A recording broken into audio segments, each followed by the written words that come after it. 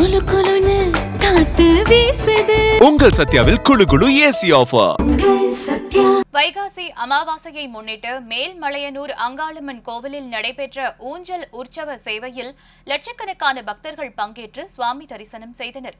விழுப்புரம் மாவட்டம் மேல்மலையனூர் அங்காளம்மன் கோவிலில் மாதந்தோறும் அமாவாசையை முன்னிட்டு சிறப்பு பூஜைகள் நடைபெறுவது வழக்கமாகும்.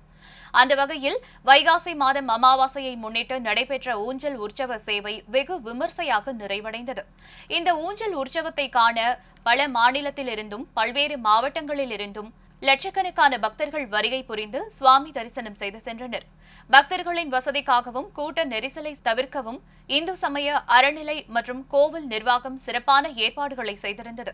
பாதுகாப்பு பணியில் 600க்கும் மேற்பட்ட காவலர்கள் ஈடுபடுத்தப்பட்டனர். நெரிசலை கட்டுப்படுத்த முறையான தடுப்பணைகள் அமைக்கப்பட்டிருந்தன. சுவாமி தரிசனம் செய்ய வந்த பக்தர்களுக்கு தடையின்றி குடிநீர் மற்றும் கழிப்பறை உள்ளிட்ட அனைத்து அடிப்படை வசதிகளும் வழங்கப்பட்டது.